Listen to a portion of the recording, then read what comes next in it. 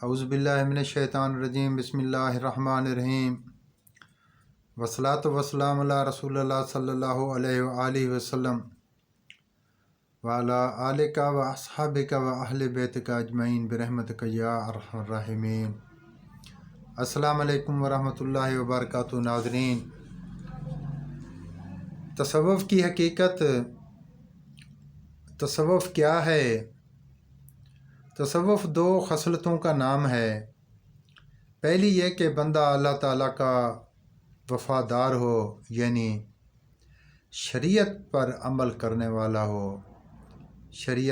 پوری شریعت پہ عمل کرتا ہو، اور دوسری یہ کہ اللہ کی مخلوق سے ہمدردی اور بھلائی رکھتا ہو اور بھلائی کرنے والا ہو، جس میں شریعت پر ثابت قدمی اور انسانیت کی فلاح کی خوبیاں ہوں۔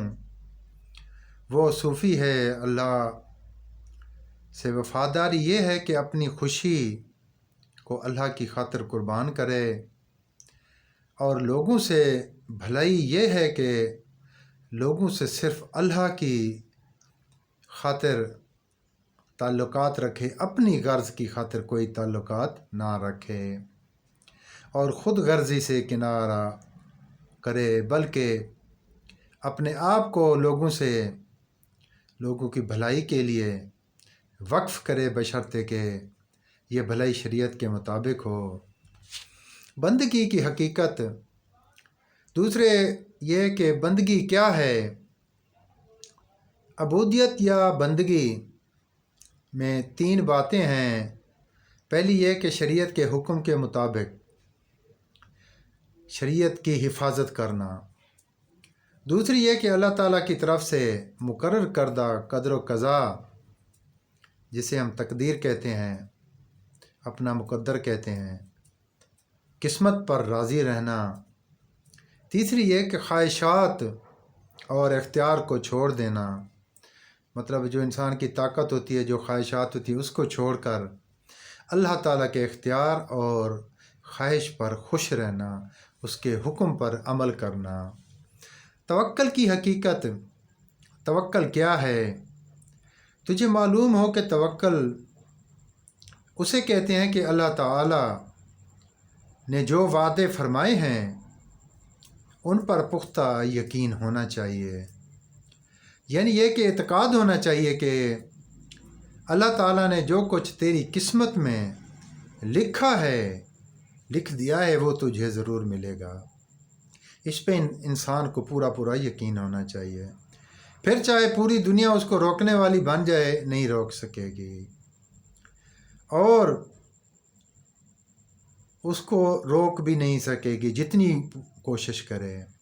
لیکن جو کچھ تیری تقدیر میں نہیں لکھا، اس کے لیے ساری دنیا مل کر کوشش کرے، کتنی ہی کوشش طاقت استعمال کرے، وہ ہرگز تجھے نہیں دلا سکے گی۔ اخلاص کی نیت، اخلاص کی حقیقت، اخلاص کیا ہے؟ تجھے معلوم ہونا چاہیے کہ اخلاص یا خلوص یہ ہے کہ تیرے سارے کام صرف اللہ کی رضا کے لیے ہونے چاہیے۔ تو جو کچھ بھی کرے وہ دکھاوے کے لیے نہ ہونا چاہیے، اور اچھے کام کرتے وقت تیرا دل لوگوں کی طرف مائل نہ ہو، تیرے دل کو نہ لوگوں کی تعریف پر خوش ہونا چاہیے، نہ کسی سے شکایت پر رنجیدہ ہونا چاہیے۔ تجھے معلوم ہو کہ ریاکاری لوگوں کی تعریف اور تعظیم سے پیدا ہوتی ہے، اور ریاکاری کا اصل علاج کیا ہے؟ یہ ہے کہ تو سارے جہان کو اللہ تعالیٰ کی قدرت کے تابع سمجھ، تو سارے جہان کو اللہ تعالیٰ کی قدرت کے تابع سمجھ، اور ساری مخلوق کو کنکروں کے برابر، جس کے ہم کہتے ہیں عام زبان میں پتھروں کے برابر، پتھروں کی مانند سمجھ۔ تجھے یہ سمجھنا چاہیے کہ پتھروں کی طاقت یہ طاقت نہیں کہ وہ تجھے کوئی رنج پہنچا سکیں یا تجھے کوئی خوشی دے سکیں، یا تجھے کوئی راحت پہنچا سکیں۔ ساری مخلوق کو اگر ایسا سمجھے گا تو پھر تجھے ریاکاری سے نجات مل سکے گی۔ جب تک یہ عقیدہ رکھے گا کہ مخلوق کو دکھ سکھ پہنچانے کی طاقت ہے تو پھر تیرے دل سے ریا کاری ہرگز نہیں نکل سکتی۔